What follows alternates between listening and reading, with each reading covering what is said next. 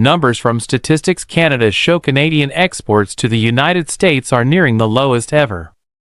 $3.9 billion worth of Canadian nickel flows into Detroit every year, quietly powering America's electric dreams.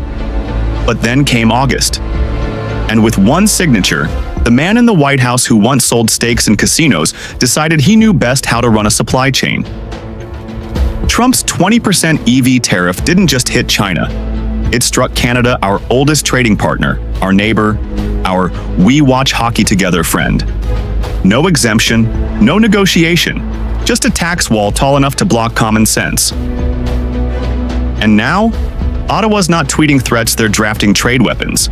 Because when you choke the lifeline of North America's battery belt, don't be surprised if Canada reaches for the defibrillator or the detonator. Of course. Let's pick up where we left off after Mr. Wall Builder-in-Chief decided that saving American jobs apparently meant taxing the very metal that powers American cars. For decades, the nickel vein from Sudbury, Ontario to Detroit has been the quiet backbone of America's electric vehicle dream. Not China. Not Russia. Ontario. Every year, 185,000 tons of nickel-copper ore flow down this corridor, pumping out more than $3.9 billion in cathode material for U.S. battery plants. That's not a trade deficit, that's a lifeline. But try telling that to the man currently playing Monopoly with tariffs. Here's where it gets dumber. Each 86 kilowatt-hour battery pack in a typical SUV using good old NMC 811 chemistry relies on about 38 kilograms of nickel, making up 80% of every cell. At current market rates $20,400 per ton, that's $775 just in nickel for one pack. And now, thanks to the 30% tariff, we get to add another $230 to that cost just for crossing the border. That brings the total increase to about $950 to $1,020 per battery, which slashes GM's projected margin from 10.1% to 8.3%. And let me tell you, corporate America doesn't like single digits unless it's in tax brackets. Worse, this brilliant strategy is forecast to wipe out 94,000 EV sales in 2026 alone, according to IRENA's July simulation. So let's do the math. We've got a pro-America tax that raises prices, cuts profits, and makes American EVs less competitive while forcing GM to squeeze consumers and lay off engineers. It's like putting a brick on the gas pedal and then blaming the brakes for failing. The battery belt wasn't broken, but someone in the Oval Office thought it needed fixing with a sledgehammer. Picking up where we left off after Detroit's battery plans took a beating from a tariff drafted by someone who once claimed windmills cause cancer. We head north, where Ottawa wasn't just watching, it was loading ammunition. By the end of July, Canada didn't hold a press conference.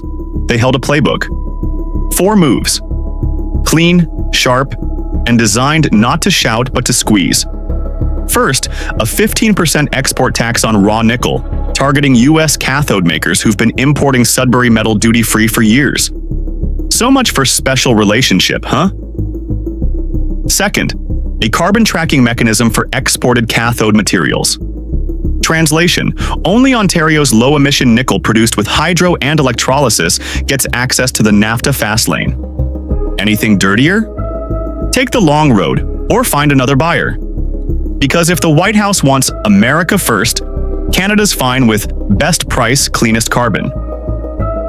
Third, a $257 million Canadian investment fund along the Quebec-Ontario corridor, accelerating LFP battery development.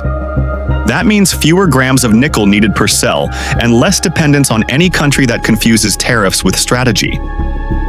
And finally, Ottawa's crown jewel, special tax incentives to anchor Stellantis LG's 20 gigawatt-hour cell plant in Windsor. You want jobs? So does Canada. And they're playing to win. According to the Canadian Expenditure Office's July 28th memo, these combined measures could redirect over $1.8 billion in export value from U.S. buyers to South Korea and the EU by 2027. As for Carney, he didn't tweet, he didn't rant. But behind closed doors, the message was surgical. Nickel and cobalt are our diamonds. we will not hesitate to play our tax card. And suddenly, the room at the White House got very quiet, because it turns out when you choke a lifeline, it might just fight back with interest. Let's be clear, Ottawa didn't just slap back. They adjusted course, recalibrated trade routes, and quietly began sending their nickel elsewhere. And the numbers aren't subtle. In the first half of 2025, Canada's nickel sulfate exports jumped 23%. But here's the twist. US market share fell, while South Korea and Germany stepped in with open arms. While Washington was busy building tariff walls like it was 1930, our allies were busy signing new delivery schedules. The cleanest nickel in the hemisphere, once headed straight to Michigan, is now being packed for Hamburg and Seoul. And what does that leave the American EV industry with? A future dependent on laterite nickel from Indonesia and the Philippines, the fast food of minerals. Cheap, dirty, and full of environmental regrets. Let's talk emissions. Ontario's refined nickel averages just 4.2 tons of CO2 per ton of metal, thanks to hydro and electrolysis. Meanwhile, nickel from Indonesia comes with a carbon tag of about 36 tons of CO2 per ton. That's nearly 9 times higher. Nickel from China? Still heavy, about 18 tons for every ton of metal refined. So here's the kicker. In 2026, the EU will begin enforcing a carbon border tax of 115 euros per ton of CO2.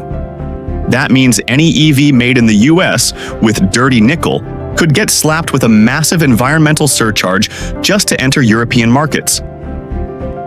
The policy from the Oval Office was sold as economic protectionism. But it's shaping up to be a diplomatic boomerang, and a green one at that. Because when you chase away your cleanest supplier, guess what you're left holding? A truckload of taxes and a vehicle that can't cross borders without a climate confession. Meanwhile, somewhere between a closed-door meeting and a campaign fundraiser, Washington is staring at 3 choices and none of them come with a golden elevator. Option 1. Carve out a special exemption for Canadian nickel. The 30% tariff stays for everyone else, but Sudbury gets a fast pass. That would keep the Ontario-Detroit battery lifeline intact and keep EV plants from hemorrhaging dollars. Option 2. Play hardball. No exemptions, full tariffs, no turning back. In return, Canada pulls the trigger. 15% export tax, limits supply, reroutes contracts to Europe and South Korea. Detroit gets left with spreadsheets full of panic and not much nickel. Option 3. Find a middle lane. Drop the tariff to 20 to 25%, patch up the US-Canada Critical Minerals Alliance, and pray the EU holds off on a carbon slapback. It's not perfect, but it's less self-sabotage. And how's the market betting?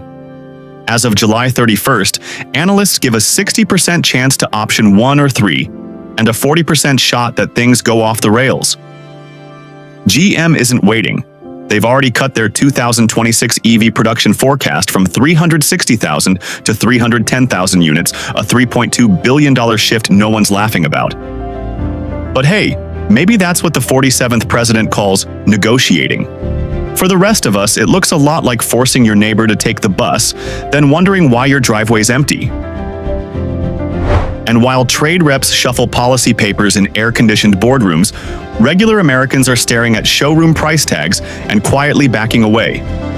Thanks to the 35% tariff and rising nickel costs, the price of the F-150 Lightning is now projected to hit $72,500 by early 2026. That's not just high, that's you might as well buy a boat high. Meanwhile, the good old gas-powered F-150 XLT, the working man's truck, still holds a 15 to 20% advantage over 8 years of total ownership cost. Translation: the electric truck got taxed into a luxury badge, and the fossil fuel version just became the value option. Remember, these tariffs were supposed to protect American workers. But the only thing getting protected right now is the profit margin on gasoline. Consumers. The same voters promised cheaper, cleaner cars are now being priced out of the EV market entirely. This isn't policy. This is shooting your own supply chain in the foot, then handing the bullet to your biggest competitor. While Biden's team aims for 50% of new car sales to be EVs by 2030, the current reality looks more like 20% hope, 80% sticker shock. And the man in the West Wing? He's too busy waging tariff wars to notice that America's middle class just got pushed out of the green future they were promised. So, who are EVs really for now?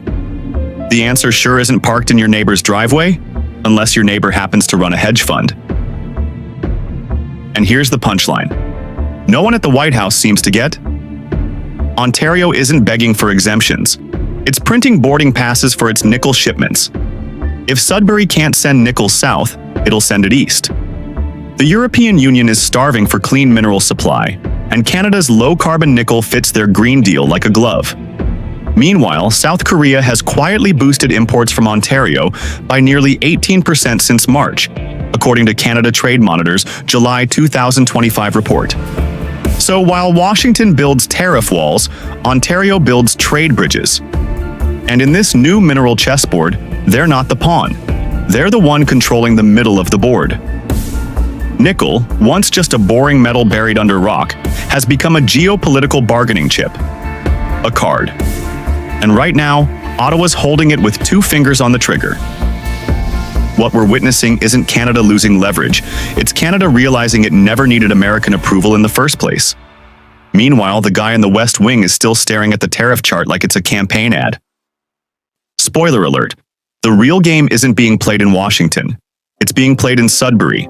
And Ontario isn't losing, it's moving on. And so here we are 1 tariff later, and the nickel that once quietly powered America's electric future has turned into a diplomatic landmine. What used to be a handshake with our closest ally has become a negotiation under threat. A $3.9 billion trade artery, once pulsing between Ontario and Detroit, now faces a wall built not out of bricks but out of bad math and worse politics.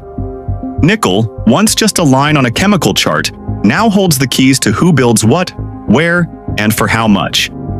And if the United States loses its grip on Ontario's clean supply, who's going to bet billions on an EV plant in Michigan? Because tariffs don't just raise prices, they raise red flags for investors. Meanwhile, Canada moves on, Europe opens its ports, and South Korea signs contracts. And in Washington, the man in the West Wing is too busy calling it a win to notice that America's battery belt is bleeding supply. So here's the real question. If the US keeps shutting the door on its allies, how long before those allies stop knocking? Or maybe they already have. Drop your thoughts in the comments below. And don't forget to hit subscribe.